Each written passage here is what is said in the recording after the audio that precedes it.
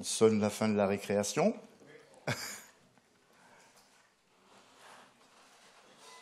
Allez, pour les retardataires, encore 2 minutes.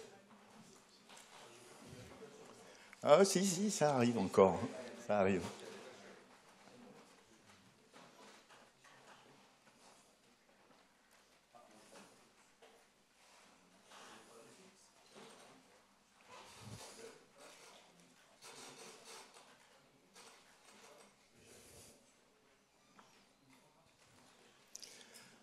Alors on va commencer et même terminer puisque c'est la dernière session des Journées de la Croix, donc la 6e session, et on va voir à travers 3 exposés les relations de la Croix avec le monde non académique.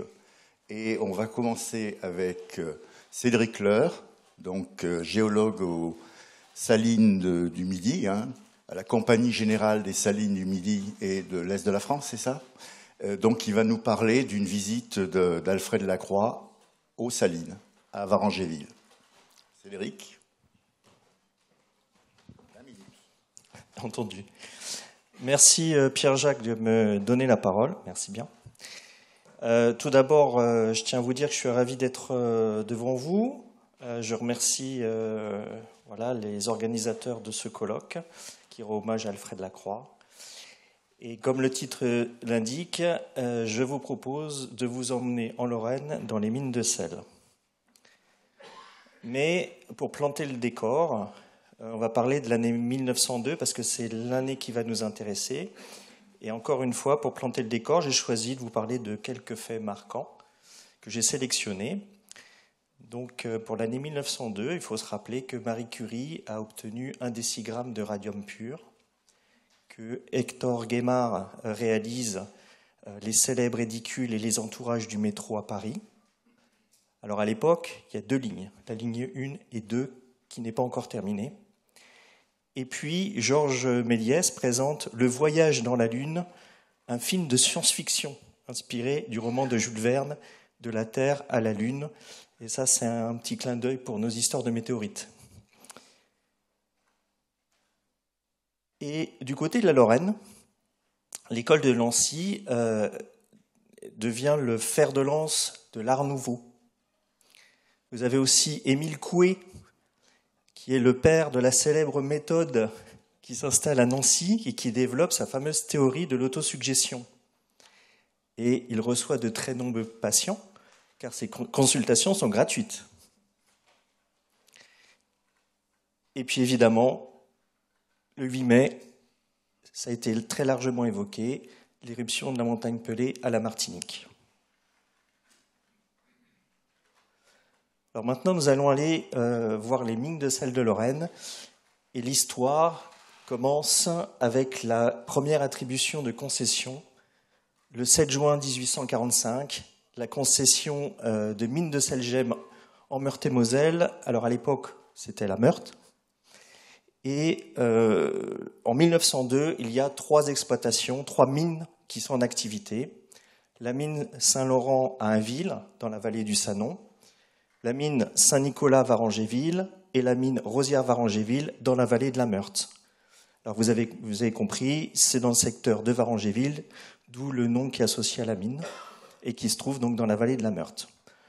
Alors ces 3 mines sont ouvertes dans le sel du Trias, du Quepert inférieur, à une profondeur entre 100 et 160 mètres, suivant une méthode d'exploitation traditionnelle en chambre et pilier.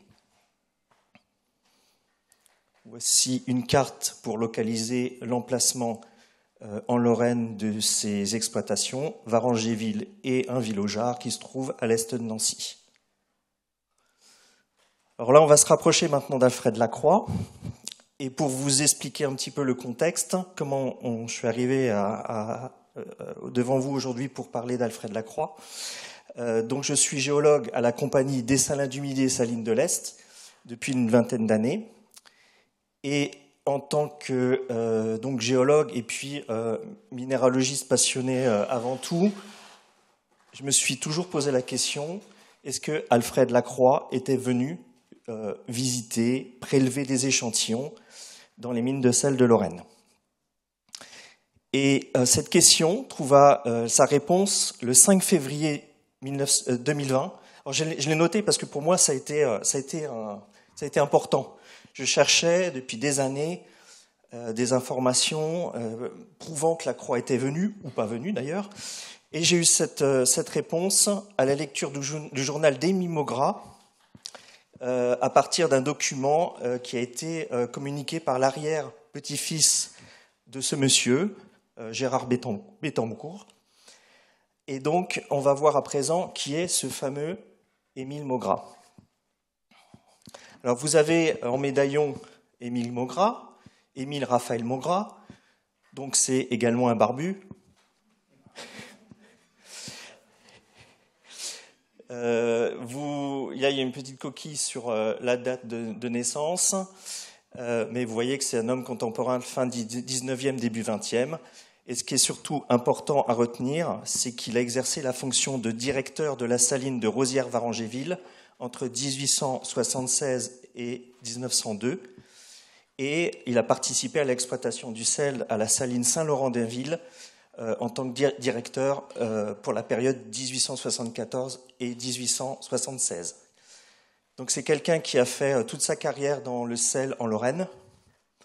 Et donc vous voyez que c'est un homme de son temps. On voit la photo qui représente bien l'homme, le directeur d'une saline en Lorraine.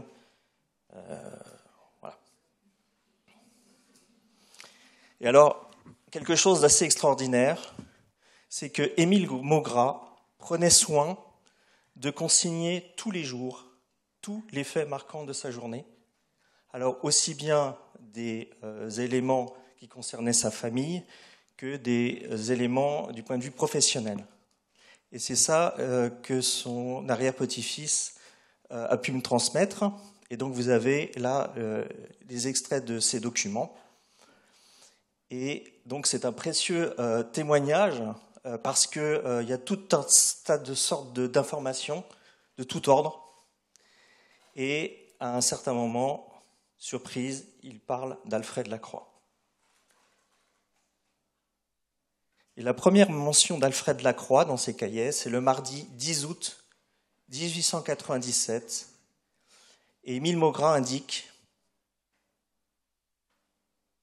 alors au niveau du recul, je ne vois pas très bien, ah voilà, c'est ici, envoyer des échantillons de sel à M. Lacroix, professeur au Muséum d'histoire naturelle de Paris. Voilà. Donc là, on est sûr que les deux hommes, à ce moment-là, sont en contact. Et du coup, quand on prend le tome 4 de la minéralogie de la France, à la rubrique sel ou halite, eh bien, on retrouve les échantillons qui ont été obtenus à partir de M. Maugrat. Voilà. Alors, Lacroix décrit donc la forme de ces trémies de sel qui ont été en fait de fabrication anthropique. C'est le sel qui était cristallisé donc à la saline et qui qui permettait la production de sel pour l'alimentaire ou autre. Et donc Émile Maugrat avait transmis ce type d'échantillon à Alfred Lacroix et il décrit le mode de formation de ces cristaux. Donc je vous invite à aller voir la description, le temps de cristallisation, pourquoi elles ont telle taille, telle forme, etc. Mais ce n'est pas ce qui va nous intéresser aujourd'hui. Ce qui va nous intéresser, c'est l'année 1902, et plus exactement le mardi 13 mai. Alors, Émile Maugrat, vous voyez, il était très rigoureux. On apprend qu'il a plu la nuit et le matin, une pluie froide, assez beau l'après-midi. On a même l'orientation moyenne du vent. Et on peut lire « Je suis allé à la gare trouver Monsieur Lacroix, professeur au Muséum, pour aller à la saline. Il est venu voir les géodes de Saint-Laurent. » Donc on imagine très bien, voilà la gare de Varangéville, on imagine très bien Émile Maugrat venant accueillir Alfred Lacroix. Alors qu'est-ce que c'est que ces histoires de géodes de Saint-Laurent? Alors en réalité, pour atteindre la couche de sel, il a fallu réaliser un puits, foncer un puits. La couche de sel d'exploitation se trouvant aux alentours de 130 mètres, il y a un puits qui a été foncé à partir de 1874. Et dans les premières couches de sel, les mineurs ont rencontré une fissure verticale dans de l'argile, d'où sortait de l'eau salée. Et de cette fissure, la fissure était tapissée de gros cristaux de gypse. Et c'est ce qui est indiqué ici, découverte de cristaux de gypse de 3 à 5 cm d'épaisseur, réalisés lors du fonçage du puits de la mine Saint-Laurent-d'Inville. Voilà. Et on retrouve également la description dans le tome 4 d'Alfred Lacroix, Minéralogie de la France, à Ainville. Des cristaux limpides de recristallisation ont été trouvés au-dessus du premier amas de sel-gemme, etc., etc. Et il y a une figure juste en face de la description. Donc c'est cette histoire de géode de Saint-Laurent, c'est les cristaux de gypse que Lacroix est venu voir. Voici quelques photos d'illustration de la mine Saint-Laurent d'Inville. À gauche, vous avez donc la base du puits de la mine avec le démarrage des galeries d'exploitation. On appelle ça la recette fond. Et puis sur la droite, vous avez la recette au jour avec le puits de la mine. Aujourd'hui, cette mine est toujours accessible, mais absolument pas au public. Et la compagnie en assure la surveillance. Et pour l'anecdote, lors d'une visite de la Grande Galerie, alors quand on rentre sur la droite, alors a priori aujourd'hui la petite vitrine est cachée par occultée occultée. Donc j'espère qu'un jour elle sera réouverte. Vous avez, comme vous pouvez le lire, un obélisque taillé dans du sel-gemme qui a été présenté lors de l'exposition universelle de 1878. Donc ça a été un plaisir aussi de voir que ce genre d'objet ou de sculpture était aussi conservé au muséum. Alors là, je ne sais pas par quel intermédiaire, est-ce que c'est via Alfred Lacroix ou autre, mais en tout cas, il y a un témoin de cette exploitation au muséum. Nous allons passer dans la vallée de la Meurthe. Alors là, ce qu'on voit, c'est le canal de la Marne au Rhin. Vous avez la saline de Rosières-Varangéville, que certains de nos anciens mineurs qui sont en retraite appellent encore la Maugra, pour vous dire l'impact de ce directeur. Et donc, on reprend les notes d'Émile Maugra qui indiquent que le mardi 13 mai 1902, il est passé à la saline. Bon, il a vu certains de ses collègues, on va dire. Il est passé voir les cristallisations, les zones de production de sel, et puis vu des chantiers. Alors, vu des chantiers, je traduis, ça veut dire je suis allé voir en galerie le siège de l'exploitation. Et ce qui va nous intéresser, la galerie pour les polyhalite. Alors, qu'est-ce que c'est que cette histoire de polyhalite ? Alors, voilà la fameuse galerie dont il est question. C'est une galerie qui se trouve au-dessus de la zone d'exploitation aujourd'hui, parce que les galeries qui sont exploitées sont très larges, on a des gros engins. Là, c'était juste une petite genre de petite galerie de recherche, mais qui est encore accessible. Sous certaines conditions, il y a uniquement des personnes habilitées qui vont dans cette galerie faire de la surveillance et des mesures. Et donc voilà la galerie en question. Et qu'est-ce que c'est que cette histoire de polyhalite ? Eh bien voilà, ce sont les cristallisations rouges au sein de la masse du sel-gemme. Vous avez la formule théorique de la polyhalite qui est un sulfate. Et puis il y a une histoire de globérite. En fait, les deux minéraux sont associés, ils sont difficilement distinguables à l'œil, mais vous voyez que ça forme des remplissages à l'intérieur du sel-gemme. Alors je rebondis sur quelque chose par rapport à la halite bleue dont il a été question hier, où on indique que le potassium 40, le rayonnement gamma du potassium 40 est à l'origine de la coloration en bleu de la halite. Là, curieusement, bien qu'on ait du potassium, on n'a pas de coloration bleue. Et je vous avouerai que ça, c'est quelque chose qui m'intrigue. Et à présent, je vous pose une question, si on allait dans la mine, si on allait voir. Alors, on va y aller, mais juste avant, je vais vous demander d'être indulgent, parce que la vidéo que vous allez voir, c'est quelque chose qui... Je ne suis pas professionnel dans le domaine, mais sachez que je l'ai fait pour vous, aujourd'hui.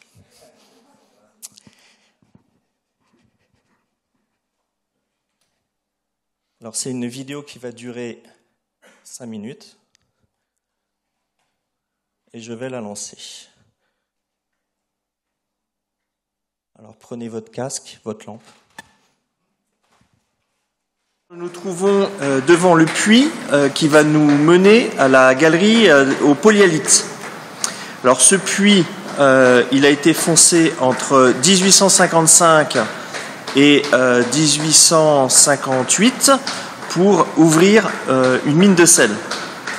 Donc à 65 mètres de profondeur, il y a une petite galerie et c'est ce que nous allons voir. Et donc nous allons rentrer dans la cage et descendre.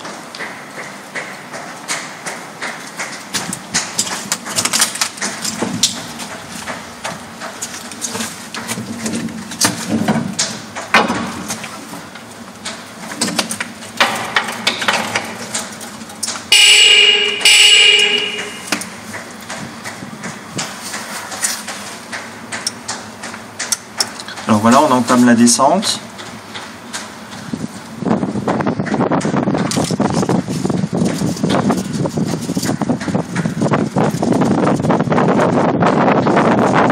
On descend à 65 mètres de profondeur, le puits fait 138 mètres.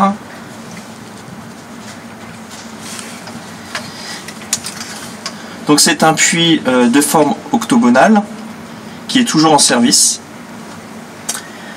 Le cuvelage est en bois, c'est ce qu'on voit, c'est un cuvelage en bois d'époque. Et la cage est assez étroite. Donc on descend lentement.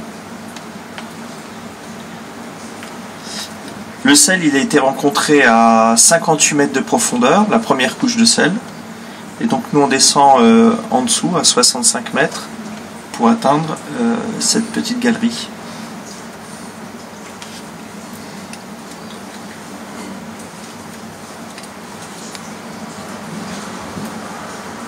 Et c'est parti.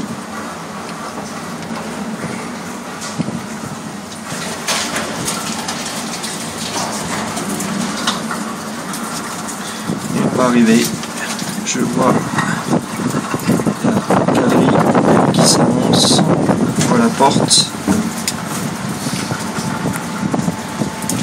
Et nous voici arrivés.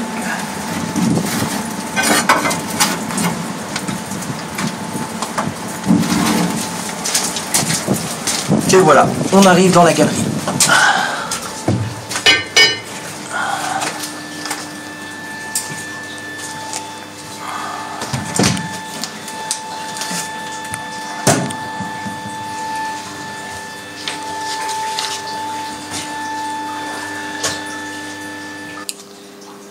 Alors nous savons de sources sûres qu'Alfred Lacroix est venu ici en 1902. Alors ça, c'est grâce au journal intime d'Émile Maugrat, qui a été le directeur de la saline de Rosières-Varengéville entre 1876 et 1902. Et dans son journal, il avait l'habitude de noter tous les jours les éléments qu'il considérait comme essentiels. Et donc pour le mardi 13 mai de l'année 1902, il indique: je suis allé à la gare trouver Monsieur Lacroix, professeur au muséum, pour aller à la saline. Vue des chantiers et la galerie pour les polyhalites. Voilà, donc on est sûr qu'il est venu ici. Et Alfred Lacroix, à l'époque, est âgé de 48 ans. Et dans le tome 4 de la minéralogie de la France et de ses colonies, Alfred Lacroix indique: les salines de Varangéville renferment de la globérite rouge associée à la polyhalite de la même couleur. Ce dernier minéral est compact ou finement grenu et grâce à sa structure se distingue bien de la globérite en grande lame qui l'englobe. La globérite se trouve dans une ancienne galerie, cette galerie-là, située au-dessus de celle aujourd'hui exploitée, etc., etc. Dans les échantillons que j'ai recueillis, la globérite constitue des masses à large clivage qui, sur leur périphérie, se transforment en masse caverneuse de gypse rouge cristallitique. Et les collections du muséum, bien sûr, renferment plusieurs échantillons récoltés par Lacroix. Certains sont conservés à l'intérieur de bocaux en verre, fermés hermétiquement avec une belle étiquette manuscrit de l'époque. Voilà.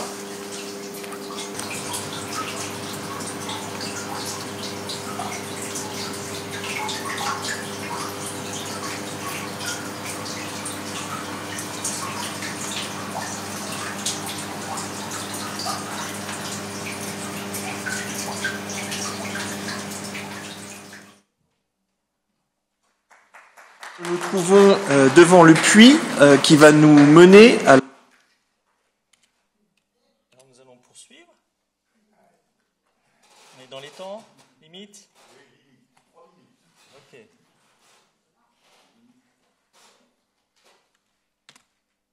Mais ça va être rapide. Donc vous voyez, ça a été très immersif.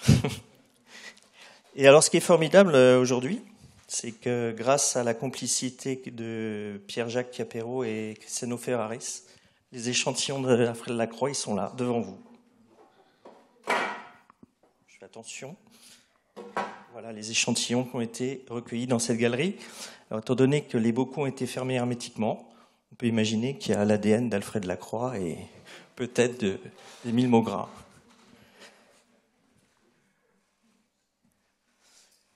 Donc pour terminer, Alfred Lacroix s'est bien rendu dans les mines de sel de Lorraine en mai 1902. Ce qui est intéressant de noter dans le carnet de notes d'Émile Maugrat, c'est qu'il a évoqué, bien entendu, l'éruption de la montagne Pelée. Et ce que je trouve intéressant dans ce qu'il note, c'est pas le fait, c'est l'information qu'il a eue à ce moment-là. Vous voyez, dans son carnet, il note que c'est le dimanche 11. Donc ça, c'est des informations qu'il a eues, certainement par les journaux, puisqu'à l'époque, le télégraphe fonctionnait encore. Donc il y a des informations qui ont été envoyées depuis la Martinique. Et ce qui est intéressant, c'est les informations qu'il donne. Et à un moment, il note « fait unique dans l'histoire du monde ». L'éruption a occasionné l'inflammation des gisements de soufre en exploitation. Et 3 localités importantes avec de nombreuses petites agglomérations sont détruites. Donc, moi, c'est ça que je trouve intéressant, c'est finalement comment quelqu'un en Lorraine ce qu'il va exactement apprendre par les journaux et par les informations qu'il a pu obtenir. Donc, bien évidemment, vous avez la reproduction d'une carte postale avec donc non pas les nuits ardentes, si j'ai bien compris, on parle d'écoulement pyroclastique. Et donc, pour terminer, je pense que les deux barbus ont dû évoquer l'histoire de la montagne Pelée ensemble, puisque c'était du moment. Par la suite, Alfred Lacroix a été complètement accaparé par sa mission scientifique sur le volcanisme. D'ailleurs, il le dit en introduction du tome 4. Il dit que la publication de ce volume a été retardée du fait de nombreuses recherches sur le volcanisme. Et si l'éruption de la montagne Pelée s'était déroulée quelques semaines plus tôt, Alfred Lacroix n'aurait probablement pas eu le temps de séjourner en Lorraine. Il aurait été monopolisé par tous ses travaux, il n'aurait certainement pas ramené lui-même ses échantillons. Pour terminer, je voudrais rendre hommage à Émile Maugrat aujourd'hui aussi. Merci de votre attention.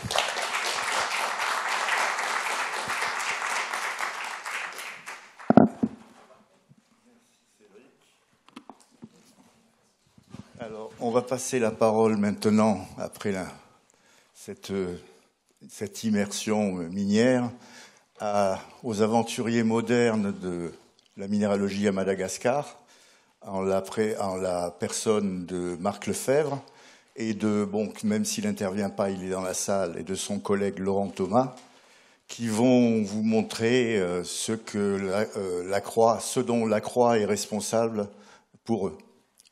Je te passe la parole. Merci Pierre-Jacques. Donc effectivement, je vais essayer de vous présenter un petit peu l'impact qu'a eu Alfred Lacroix sur la minéralogie de Madagascar, sur la géologie à Madagascar, et puis sur les prospecteurs et les chercheurs qui ont suivi. Donc les chercheurs, vous en faites partie.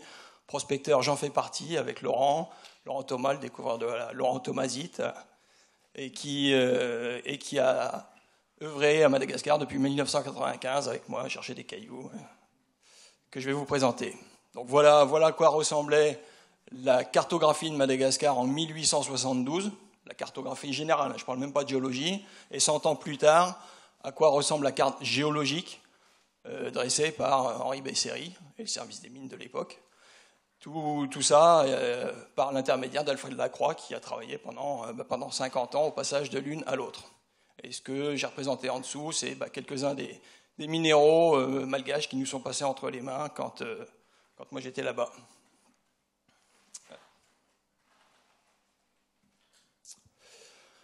Alors, Alfred Lacroix s'est inscrit dans un contexte à la fois favorable pour ses recherches, c'est-à-dire la colonisation de Madagascar et donc des crédits, puisque c'était donc un enjeu stratégique de chercher des minerais, donc accessoirement des minéraux. Du coup, il a eu des crédits financiers, il a eu des appuis politiques pour mettre en place tout un système de collecte sur l'île, de façon à ce que les échantillons reviennent jusqu'ici au muséum et qu'il ait tout le loisir de les étudier. Et puis il a eu aussi des problèmes, il y a des avantages, il y a eu aussi des problèmes logistiques que je vous présenterai un petit peu après. Il ne travaillait pas dans les mêmes conditions que nous, même si Madagascar reste un pays assez difficile. Donc, 1880, jusqu'en 1880, le pays était géré par la loi malgache qui interdisait l'exploitation du sous-sol. Donc, OK pour planter du riz, par contre, interdiction, sous peine de mort, de chercher des cailloux.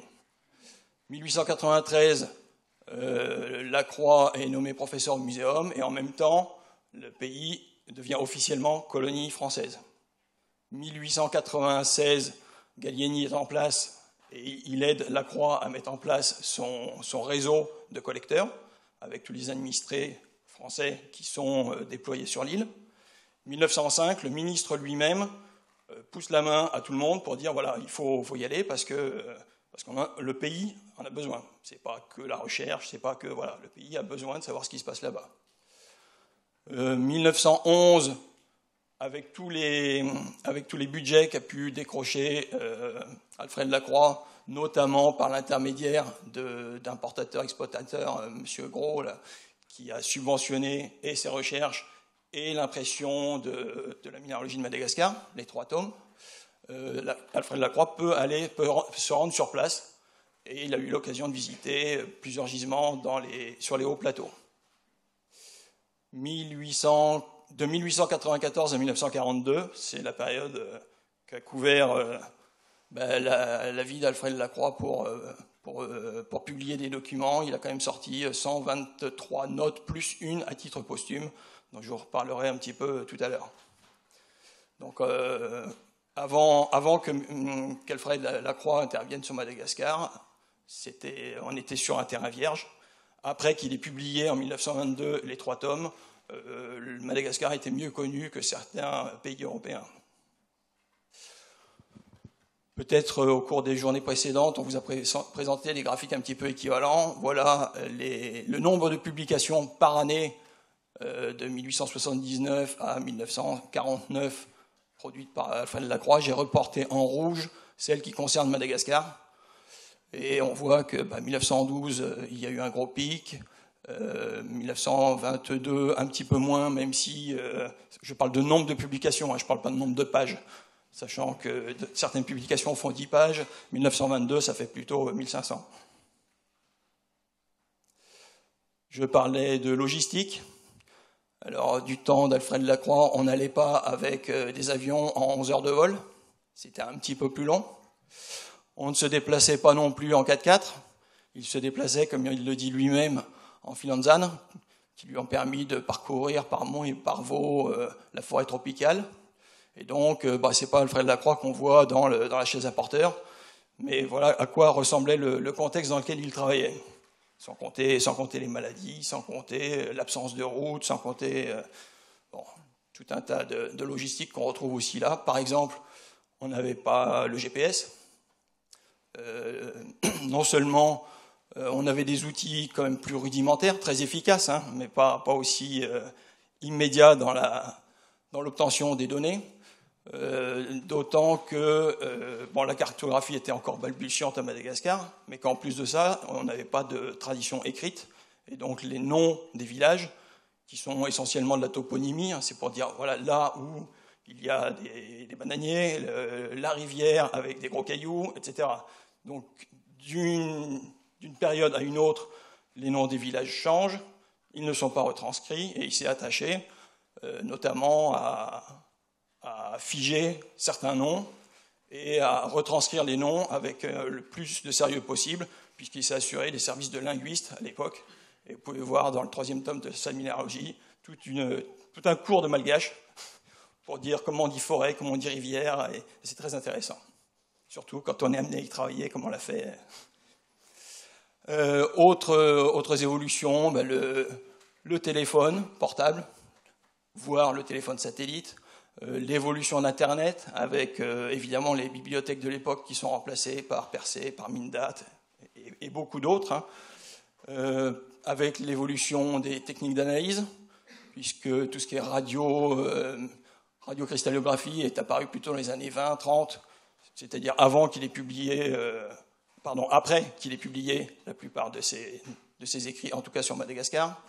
Des logiciels qui aujourd'hui très facilement vous permettent de dessiner des beaux cristaux, alors qu'on voit que, j'ai pris un exemple un petit peu complexe évidemment, mais voilà ce qu'on produisait à l'époque à la main. Et les conditions de travail qui, elles aussi, n'étaient pas les mêmes, certes. Par contre, on avait un encadrement de colonisateurs, et avec une main-d'œuvre pas chère. Donc ça, après, on peut dire c'est bien, c'est pas bien, mais au moins ils travaillaient en sécurité. Chose qu'on a essayé de renouveler, on voit Laurent et puis notre défunt ami Pierre sur la photo, en faisant des travaux à ciel ouvert pour à la fois comprendre la structure géologique des gisements et accéder au mieux sur les zones minéralisées qui nous intéressaient. Alors que maintenant, voilà comment ils travaillent plutôt à droite, hein. On est sur les hauts plateaux avec une pegmatite qui est remplie de petits trous. Vous voyez en bas à droite, c'est des trous de taupes, hein. Mais non, c'est pas des taupes, c'est des hommes. Et avec des trous qui font 20-30 mètres verticaux avant de partir à l'horizontale. Et des fois, on trouve des minéraux, et puis des fois, on perd la vie.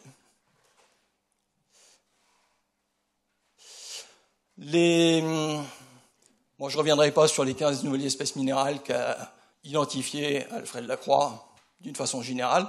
On va plus parler de Madagascar en particulier. Alors, j'avais mis des couleurs, elles se voient très peu. L'ampangabéite, tous ceux qui sont en italique, c'est même pas vrai, non. Ampangabéite, béphanamite, chromo-hercinite, tout ça a été discrédité, soit par synonymie, soit par antériorité. Reste la bétaphite, la bitite, la grandidierite et la manodonite, qui ont été décrites par lui et qui sont toujours valides. Et l'ambatoérinite, qui a été décrite par lui, et j'ai pas trouvé de trace qu'elle ait été discréditée ni approuvée. Donc, messieurs les chercheurs, à vous de jouer. Monsieur le prospecteur également. Vous allez faire plein de choses ensemble. Sur la droite, j'ai reporté toutes les espèces qui ont été décrites sur Madagascar. Alors, on retrouve les 4 d'Alfred Lacroix, mais on voit aussi qu'il y en a beaucoup qui sont sortis depuis l'an 2000, et donc il y a encore un gros potentiel. J'entends dire bizarre, je ne sais pas de quoi vous parlez, mais c'est vrai que, par exemple, Ibonite, il y en a un ou deux autres qui traînent.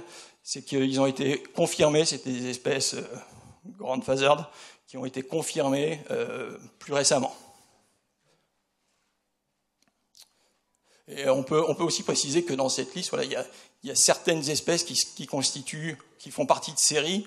Par exemple, alors, bon, je vais vous parler de la rhodisite, elle ne fait pas partie des espèces qui ont été décrites là-bas. Par contre, de cette série, la rhodisite étant le pôle potassium, de cette série, on a découvert a posteriori la londonite, qui est le pôle césium, plus récemment la tourétite, qui est le pôle lithium, et puis on a encore quelques rhodisites vertes, entre guillemets, qui serait une nouvelle espèce à rubinium.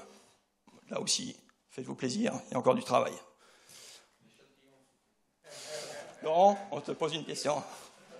Bon, les espèces lacroaxiennes de Madagascar, la manandonite, avec les illustrations sur la gauche de l'époque, et à la droite, ben voilà ce qu'on peut aujourd'hui encore trouver sur place. Donc la manandonite, la bétaphyte, la bityite. J'ai fait un zoom particulier sur la grandidierite, dont l'échantillon exceptionnel dont la photo nous a été prêtée par les voisins de l'école des mines, un cristal de 8 cm de grandidierite.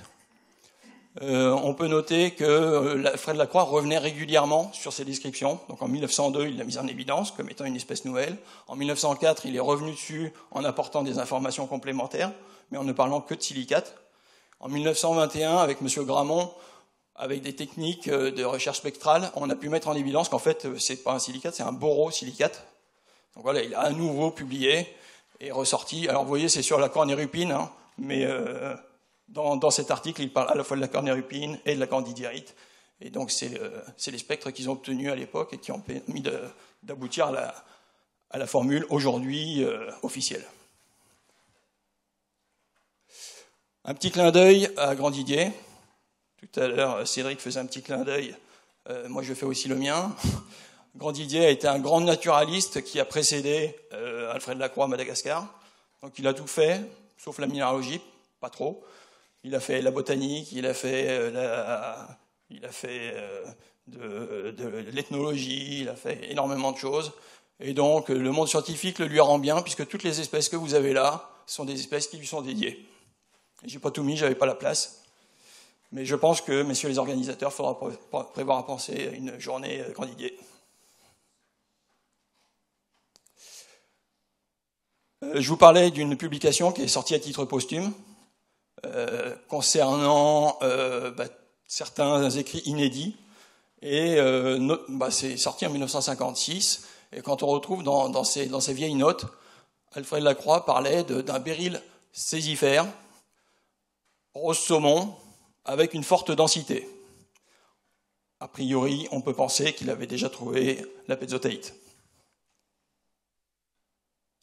qui n'a été décrite officiellement que 70 ans plus tard.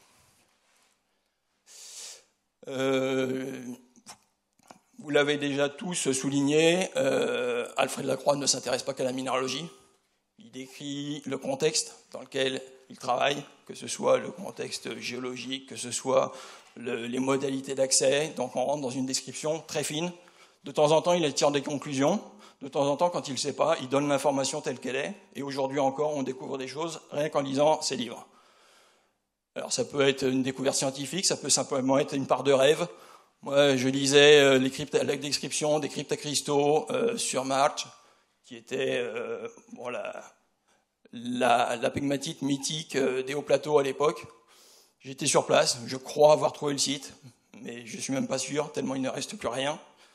Et de ces écrits, il y en a 5 pages, je n'ai mis que le début, et on a l'impression d'être dans la crypte avec des tourmalines, avec un petit peu de la même façon que la Jonas Mine, que j'ai illustré, dont j'ai mis une illustration à droite, dont on n'a pas de photo, mais là aussi, à travers des écrits qui ne sont pas les mêmes, on arrive à rêver. J'ai remis aussi au-dessus des descriptions qu'il fait quand il compare, même de temps en temps, en note infrapage, des descriptions qui viennent comparer à ce qu'il a vu aux États-Unis, et vraiment, chaque page est un livre à soi-même. Je reviens également sur l'ambatoarénite, dont je disais tout à l'heure, je n'ai pas trouvé de trace de la discréditation. Enfin, vous m'avez compris. Alfred Lacroix commence son article en parlant du métamorphisme de contact et de certaines bizarreries qu'il a trouvées dans les Pyrénées. Ensuite, il nous transporte dans la série schisto-quartzo-dolomitique à Madagascar, sur les hauts plateaux. Donc c'est une série de schistes, de grès, de calcaire métamorphisé, marmoréen, tout ça d'orientation nord-sud, complètement azoïque, mais dans lesquels se sont introduites et des pegmatites et des filons métalliques, et au contact desquels on a un métamorphisme local. Et au contact d'un des filons métalliques à cuivre qu'on a à l'ouest d'Ambouche, on trouve donc, par l'interposition de ces deux structures, des contextes à strontium, à cérium avec de la monazite, à lantane, à tout un tas de terres rares, des carbonates. Donc, voilà, si on veut confirmer ou pas l'espèce, il faudra sans doute rechercher des échantillons, et puis de ça, on trouvera peut-être des nouvelles choses.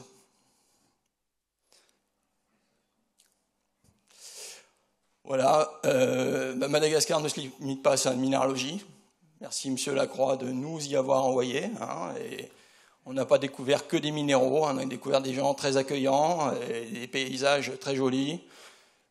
Comme le soulignait Alfred Lacroix, peu de pays exigent de la part de ceux qui veulent tirer parti de leur sol autant de connaissances techniques spéciales que la Grande Île, parce qu'effectivement, ce n'est pas un pays facile. Mais, en contrepartie, il n'a pas échappé à la séduction qu'exerce sur la Grande Île, surtout ceux qui l'ont approché. Et je confirme ce qu'il dit, et je le remercie.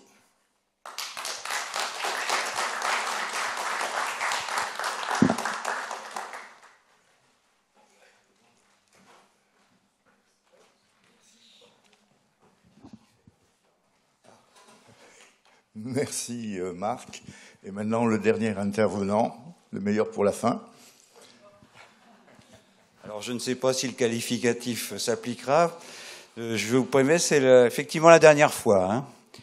Mais je pense qu'il était important de terminer ces journées par un hommage aux amateurs bénévoles. Alors, amateurs bénévoles, c'est tous ceux qui font de la science, qui la découvrent, qui l'exercent, mais sans avoir d'activité académique. Nous sommes dans une session hors monde académique. Et Alfred Lacroix a vraiment, vraiment beaucoup bénéficié de ses contacts avec ce monde. Alors, je vais vous parler de 3 cas. Évidemment, c'est un choix, et un choix, c'est renoncer. On aurait pu parler de beaucoup plus de gens, mais j'ai choisi comme un peu représentatif. Il y en a un, c'est un pharmacien, un autre, un cordonnier, un troisième, un militaire. Et on va rejoindre aussi avec ce militaire Madagascar. Alors, si on regarde les publications par pays que j'ai déjà montrées, je pense, on voit très bien qu'il y a des domaines où Lacroix a énormément publié. On vient de revoir pour Madagascar, la Martinique, la Guinée, l'Indochine, la Chine. Il y a des endroits où il n'a pas été. Nouvelle-Calédonie, Polynésie, Kerguelen, on en a parlé. Et c'est chaque fois pour ces pays, il a donc dépendu complètement des gens qui lui ont collecté des échantillons et qui lui ont fait parvenir. Donc ça, c'est déjà un premier point. Alors, on peut regarder n'importe quelle préface de ces livres, n'importe quelle petite publication, même de quelques lignes, ou quelques pages plutôt, et on trouvera des noms de ces gens. Là, ici, j'ai pris la préface de la minéralogie de Madagascar. Vous voyez toute la liste. Et ce ne sont que... tous ces gens vont rentrer dans la catégorie amateur bénévole. Ou bénévole, ou amateur, ou n'importe quelle combinaison des deux, suivant en plus les époques. Alors, Lacroix va leur rendre un hommage. Quand il devient président de la Société géologique de France, le 23 mars 1910, il va faire un long discours d'hommage aux amateurs. Et il va d'abord dire, beaucoup de personnes n'entendent prononcer qu'avec une sorte de pudeur un peu ombrageuse, comme s'il y avait une hiérarchie dans la façon d'aimer la science. Et là, il parle des amateurs, que effectivement beaucoup, à l'époque, de professionnels considéraient comme peut-être pas scientifiques. Je suis à l'aise pour le faire, car si j'ai tout à fait ce qu'il est convenu d'appeler un professionnel, ce qui est considéré comme l'inverse de l'amateur, je suis par contre fils et petit-fils d'amateurs les plus caractérisés, et je m'en honore. Donc là, c'est la référence à ce que je vous ai raconté hier matin, son origine dans une famille, j'ai appelé ça même une dynastie de naturalistes amateurs. Parisien d'adoption, j'ai été élevé en province. Vous voyez qu'il ne me manque rien. Dans la plus extraordinaire maison que puisse révéler un naturaliste, de la cave au grenier inclus, y étaient entassées les collections de tout ce qu'il est possible de collectionner en histoire naturelle et en archéologie. Le souci des gens de la maison était de recueillir ce qui, dans un ordre quelconque, se rapporte au présent ou au passé de la petite patrie, de l'étudier sans préoccupation de publication scientifique et avec des moyens extrêmement restreints. Donc, et alors, la troisième partie, explorant souvent dans un espace restreint, mais l'explorant avec ténacité, avec l'aide du temps, de tels hommes, ces amateurs, pour les appeler par leur nom, réunissent des matériaux souvent fort précieux, qui sans cette longue patience seraient restés insaisissables. Leur documentation, leur expérience sont donc d'une utilité de tout premier ordre pour tous ceux qui, étudiant les questions plus générales, ne peuvent consacrer qu'un temps trop limité à beaucoup de questions particulières. Je pense que vous avez tous dans l'esprit des exemples de ce que j'avance. Et si quelqu'un d'entre vous avait conservé des doutes à cet égard, je l'engagerai à aller chercher dans les carrières de granit de Nantes les magnifiques cristaux d'apatite et de bertrandite. Je parle de ceux que je sais bien, qui sont parmi les joyaux du musée d'histoire naturelle de Nantes et que mon ami Barret a mis une vie à réunir. Donc, commençons par le pharmacien. Alors Charles Barret, j'avais consacré il y a quelques années un très long article sur cet homme. Alors Charles Barret, c'est ce que j'appelle un amateur éclairé, c'est un pharmacien. Il a fait des études de pharmacie dans lesquelles il y avait un cours de minéralogie, ne serait-ce que pour les principes et les produits chimiques. Il a été un des premiers à s'inscrire à la Société française de minéralogie. Il tient une pharmacie à Nantes, place de l'Orme, pour ceux qui connaissent. Et il va consacrer toute sa vie, en plus de sa pharmacie, j'entends, c'est à la fois un mycologue très réputé, mais surtout un minéralogiste aussi très réputé dans sa province. Alors, il va être membre de la Société minéralogique, avant 1885, c'est Société minéralogique et pas Société française de minéralogie. Dès 1878, il va publié une dizaine d'articles à la Société dans le bulletin. Il va commencer par les fameuses tourmalines bleues, vertes et roses dans un filon de pegmatite du granit d'Orvaux, tourmaline colorée qui préfigure celle de Madagascar. Il va être 3 fois président de la Société française, vice-président, pardon, de la Société française de minéralogie. Il va découvrir une espèce nouvelle qui va malheureusement pas porter son nom. Tout simplement parce que cette espèce, il va la confier d'abord à Descloiseaux, qui va la confier à Émile Bertrand, et qui va lui-même la confier à Alexis d'Amour pour l'analyse chimique, et Alexis d'Amour va lui donner le nom de bertrandite. Donc ça, c'est un premier point du pédigré de Charles Barret. En fait, il rencontre Alfred Lacroix à la Société minéralogique de France. Dès le début, Lacroix est membre en 1881, en avril. Dès le début, il semble qu'il y ait des correspondances avec Lacroix. C'est une lettre de Descloiseaux à Charles Barret en disant « Votre feldspath de Quareon est bien du microcline, comme je l'avais écrit à Monsieur Lacroix ».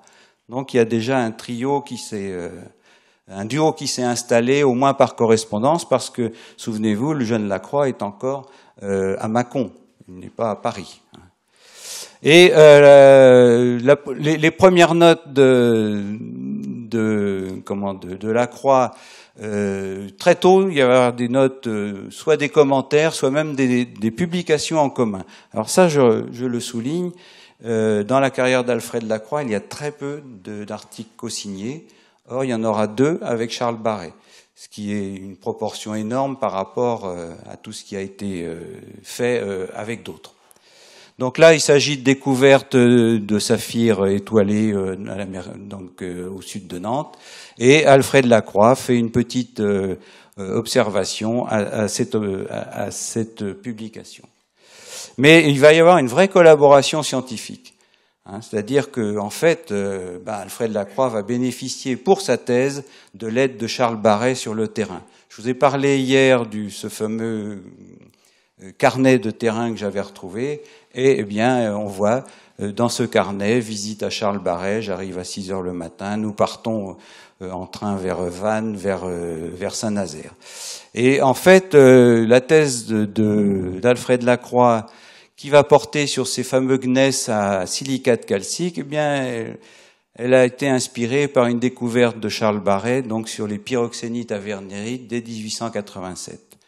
Donc ensuite vont venir des publications en commun, Monsieur Lacroix et Barret, sur des nouveaux gisements de bertrandite. Et en fait, en 1889,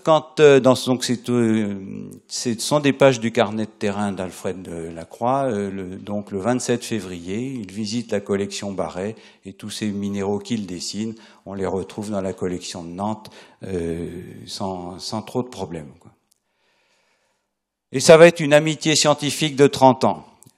Quand on regarde, par exemple, la préface du premier tome de la minéralogie de la France, celui qui paraît en 1892, Charles Barret est avec plusieurs autres, d'ailleurs, dont on connaît les noms, de Limur, Gourdon, Frossard, ceux qui sont remerciés pour avoir mis à disposition leur collection. Et donc, après, évidemment, les destins vont se séparer, mais l'amitié va rester jusqu'au bout, d'ailleurs. Barret va continuer à déposer des échantillons dans la collection générale de minéralogie, en particulier de Madagascar, parce que c'est un collectionneur, mais c'est aussi, en tant que collectionneur, il achète, il échange. Pour finir, Charles Barret va être nommé correspondant du muséum. Alors ça, c'est important. Le muséum peut récompenser, je dirais, entre guillemets, les amateurs qui travaillent, parce qu'il peut leur donner une petite distinction qui leur permet de venir travailler. Et donc, de recevoir la nomination de correspondant, c'est quelque part un honneur. Alors, là, je vais passer au cordonnier. Alors, ce cordonnier, il faut lire le gypse de Paris et les minéraux qui l'accompagnent pour trouver son nom. Mais on ne va pas quitter quand même Charles Barret parce qu'on va rester dans la même région, donc l'ouest de la France. Donc le mémoire sur le gypse, c'est 1897. C'est un cordonnier dont le nom est cité. Donc quand on lit gypse des marais salants, c'est les mêmes. Donc il y a une faute sur la photo. Sur l'étiquette, enfin bon. Donc l'existence de beaux cristaux de gypse dans les marais salants du Bourg-de-Bas a été signalée par Monsieur Barret. Donc les premiers cristaux que j'ai étudiés m'ont été donnés par lui. J'en ai récemment fait moi-même une abondante récolte dans une excursion pendant laquelle j'ai eu pour guide Monsieur Lehuédé. Monsieur Lehuédé, c'est un cordonnier minéralogiste, donc qui vit à Bas-sur-Mer, et qui va installer un petit musée. Et on a eu la chance, avec un collègue de Nantes, de retrouver la trace de la visite du professeur Lacroix à ce petit musée. Et il met toutes mes félicitations à Monsieur Lehuédé pour son intéressant musée dans lequel il a su habilement réunir toutes les merveilles de son beau pays. La formation naturelle du gypse dans les marais salants est un des phénomènes, une des choses les plus curieuses qui puissent se rencontrer. Aux naturalistes, d'accord. Là, je fatigue. J'ai été heureux de faire une excursion de ces remarquables gisements avec sous l'intelligente conduite de Monsieur Lehuédé. Alfred Lacroix, 26 septembre 1897. Et en fait, il vient un peu en voisin, parce que de Bas-sur-Mer à la Noveillard, donc la propriété des Fouquet à Pornic, il y a juste le bac à traverser à Mendin. Donc voilà, le cordonnier.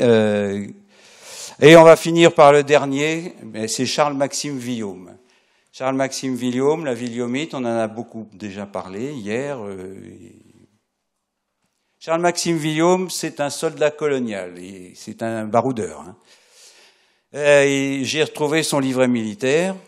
C'est un soldat habitué de Madagascar. Il est né à Nomexy dans les Vosges, mort à Vincennes. Il s'engage 18 ans, et il va faire de très nombreuses campagnes à Madagascar, donc 1884, 1887, 1887 ou 6 plutôt, 1886, en tant que militaire. Il est rentré comme simple soldat, il va finir commandant, donc c'est quelqu'un qui est visiblement bien noté, et il va travailler dans le génie. Alors le génie, c'est important parce qu'il est sur le terrain. Il fait des travaux de génie, il construit des routes, il construit des ponts, et donc il va être au contact de la roche. Et il retourne à Madagascar à partir d'octobre 1897, donc sous le régime de l'occupation militaire de Madagascar dont on a parlé tout à l'heure. Il va être chevalier puis officier de la Légion d'honneur, à titre militaire. Et donc il va participer à toutes les campagnes dites de pacification, c'est un mot tout à fait discutable à l'heure actuelle, mais qui était le terme employé à l'époque. Alors, le général Gallieni va l'envoyer prospecter le charbon d'abord, dans le nord-est de Madagascar. Et il va l'envoyer prospecter le charbon. Alors c'est une lettre de Maxime Villaume, qui donc datée de Nocibé, qui est adressée au directeur du muséum.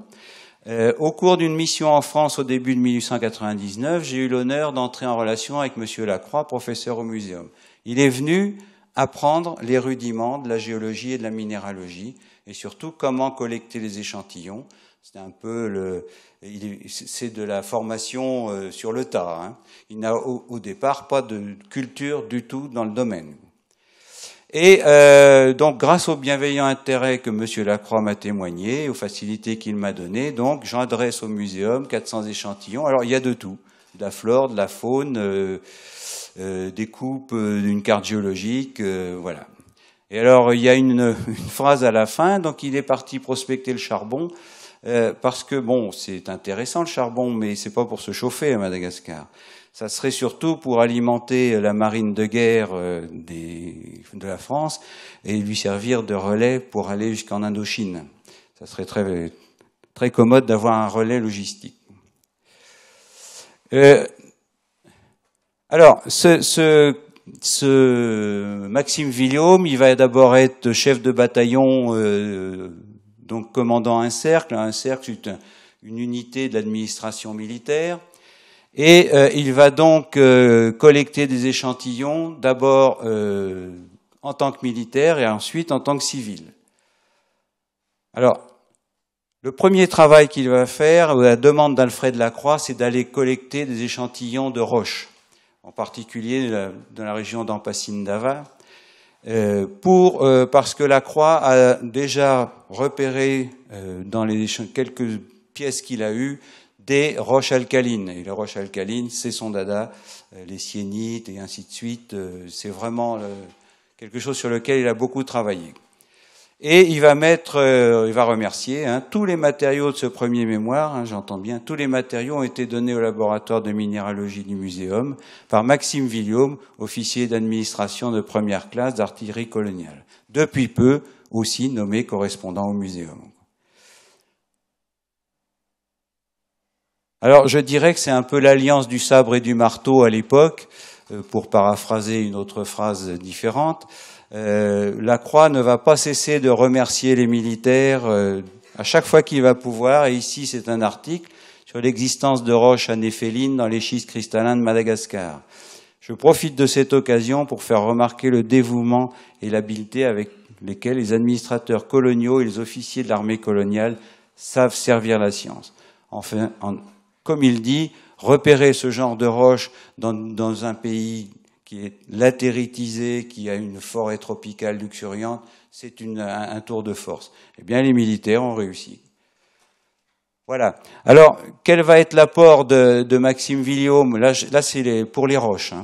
Dans la fourniture d'échantillons, pour les roches, c'est relativement restreint. Donc, le mémoire d'Ampasin-Dava, c'est une chose. Le capitaine Kolkanap, on pourrait aussi le citer.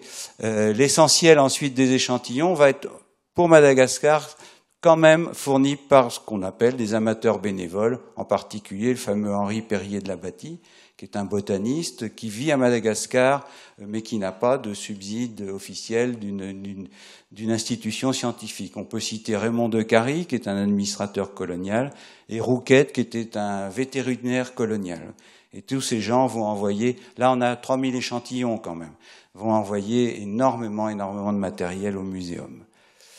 Alors le Maxime Villaume, pour lui ça n'est pas fini parce que il quitte l'armée vers 1906, il a 30 ans de carrière, donc il va tenter sa chance ailleurs. Il va partir aux îles de Los.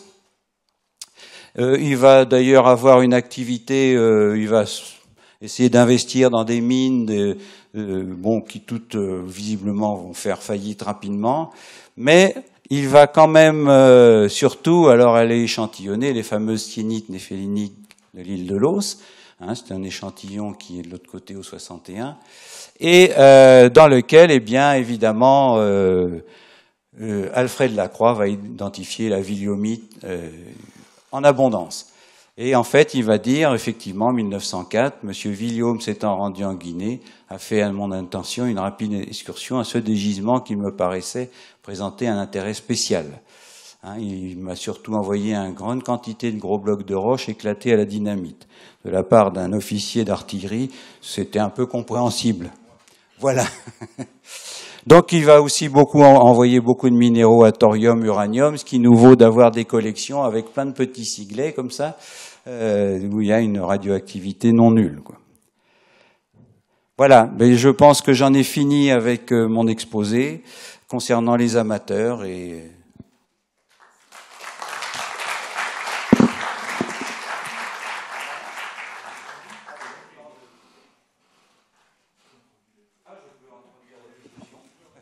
Oui, alors donc on a encore une bonne vingtaine de minutes pour quitter 25. Donc pour alors des questions, des suggestions, n'importe quoi ayant trait à ces journées.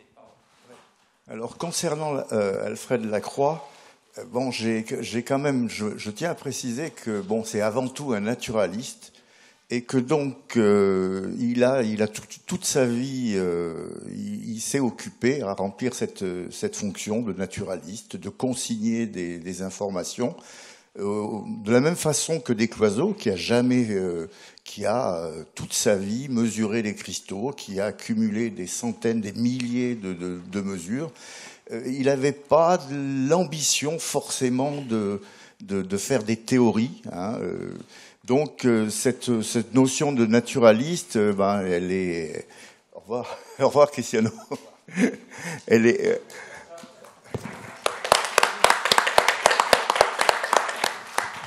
Cette notion de naturaliste, au muséum, elle est un peu normale, et finalement, c'est peut-être ça qu'il faut mettre en avant à la fin de ces journées.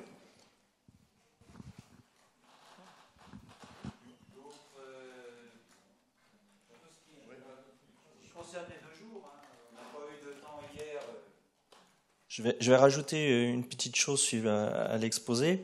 Si vous avez des questions, n'hésitez pas à donner votre pas vos points de vue, mais donner votre grain de sel, si je puis dire.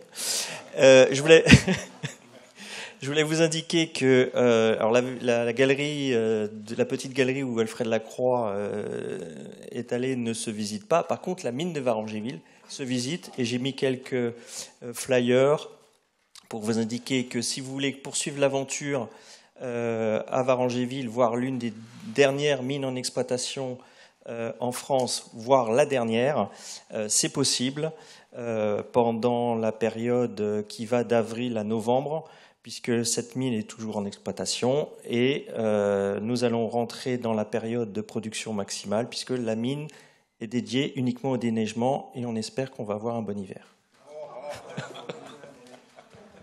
Et nous comptons sur vous pour saler vos trottoirs.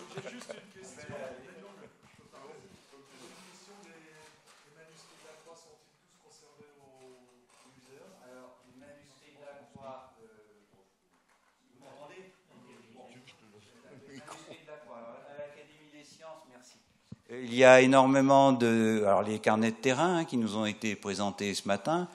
Les manuscrits de publication, c'est pas sûr. Il y en a, je pense, mais là, c'est une chose à creuser parce que moi, j'en connais pas. J'en ai vu un une fois, c'est tout. Alors, Alors ça, c'est une très bonne remarque parce que j'ai vu une lettre, par exemple, signée Lacroix avec une très belle écriture calligraphiée, ordonnée. Je me demande si effectivement c'est pas sa femme. Ce qui correspondrait aux étiquettes que j'ai montrées ce matin et à un certain nombre d'autres pièces qu'on a pu voir de ci, de là, quoi. Mais les manuscrits, non, là je sèche. Alors je pense que il y a eu des choses qui ont disparu. Alors il se trouve qu'hier on a eu la chance d'avoir les 2 descendants Lacroix qui sont venus nous voir de l'autre côté et qui, mais par contre c'est les descendants d'Eugène, les descendants de Lacroix direct il y en a pas, et qui nous ont expliqué qu'ils avaient une très grande maison de famille. Il y a 10-20 ans, il y a eu une opération Ben. Donc, ça fait longtemps, à mon avis, qu'elle est partie dans l'incinérateur. Donc, moi, je ne sais pas, personnellement, je ne connais pas la traçabilité de tout ce matériel. Mais c'est quelque chose. Alors, il peut se faire qu'il y en ait dans des collections privées, qu'il en ait soit resté ailleurs. Mais moi, je leur ai posé la question, est-ce qu'il y avait du Lacroix Alfred? Et ils m'ont dit, non, on n'a pas vu, quoi. Mais bon, il est possible aussi qu'il n'ait pas toutes les informations.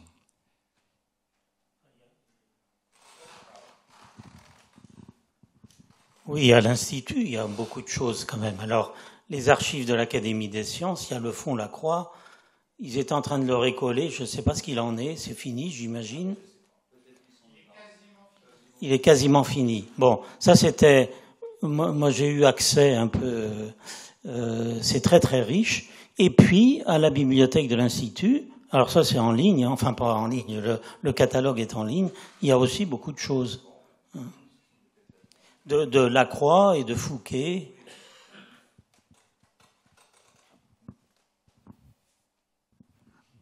D'autres...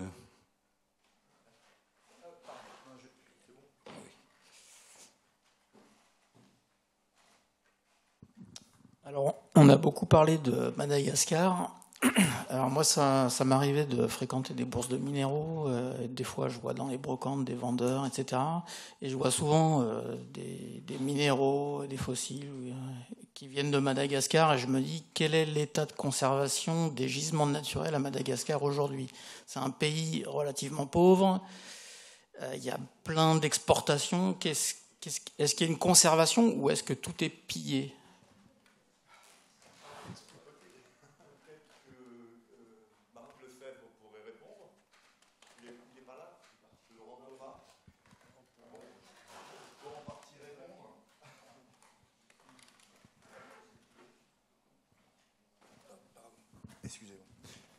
Pour ce qui concerne le patrimoine à Madagascar, il y avait un très beau musée à Tananarive, et puis lors de la décolonisation, il en a fait les frais, hein, pratiquement tout a disparu. Donc il y a un musée, mais qui n'a pas la richesse qu'il avait dans les années 50. Et au point de vue patrimoine en place, il y a aucune opération de fait encore. Peut-être ça viendra, hein, mais là, à l'heure actuelle, ils font feu de tout bois. Hein, ils ont besoin de financement. Bon, c'est un pays avec une corruption assez importante, et donc souvent il y a une liste de minéraux interdits d'exportation. Mais bon, on peut toujours contourner la problématique. Et suivant ce que vous donnez aux politiques. Voilà. Donc c'est dommage qu'ils soient partis parce que ils sont sur place et ils vivent ça tous les jours. Donc ils auraient pu vous donner des tas d'exemples.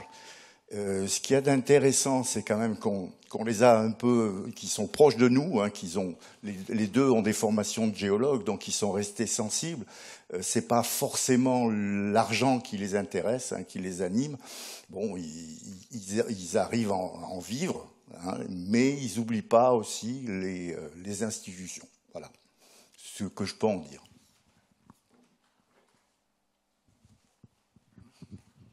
D'autres questions, interventions, suggestions, critiques? Ah, tout en haut, c'est bien.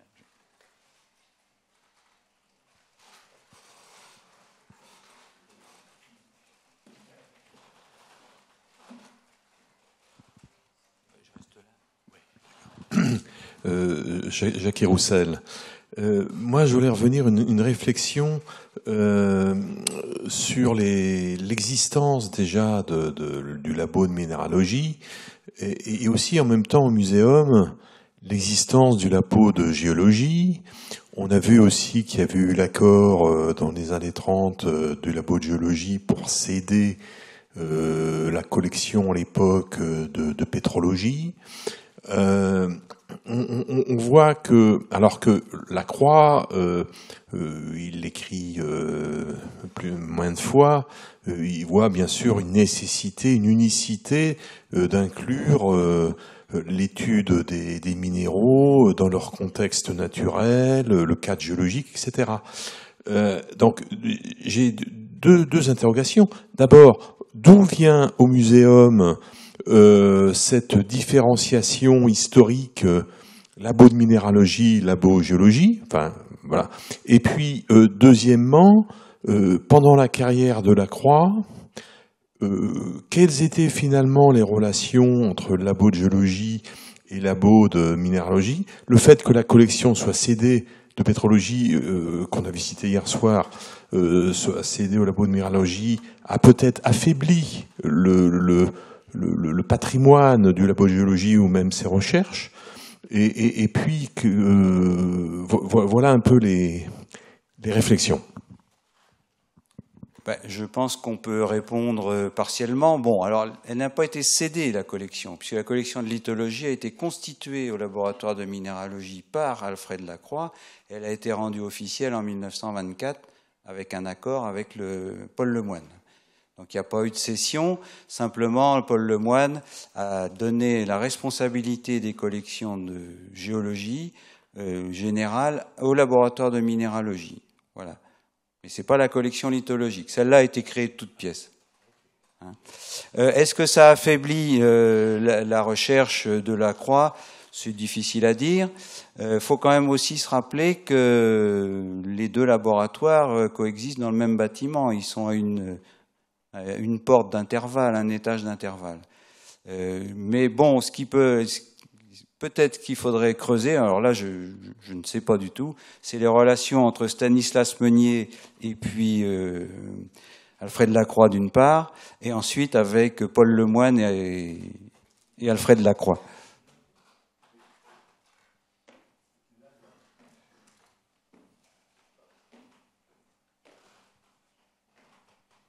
Au point de vue de l'histoire, il y a un tournant très important, c'est effectivement l'arrangement entre Paul Lemoine et Alfred Lacroix en 1924-25. Mais ce qu'il faut préciser, c'est que Paul Lemoine est un géologue sédimentaire. Donc le laboratoire de géologie prend à partir de cette date une orientation sédimentaire totale. Il laisse tomber toute la pétrographie des roches magmatiques, des roches métamorphiques. Il ne s'occupe que de sédimentaire. Donc c'est vraiment un tournant très très important, cette date-là. Voilà.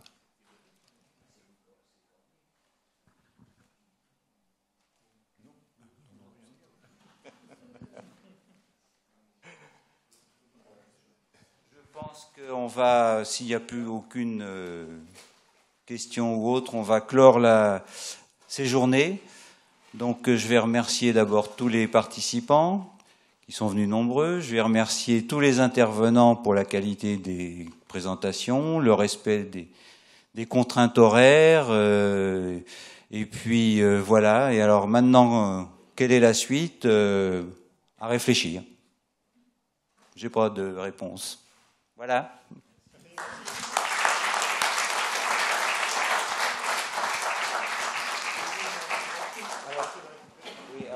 Vous récupérez les affaires pour ceux qui en ont laissé. Carnet Martinique, ça c'est, je sais plus à qui ça.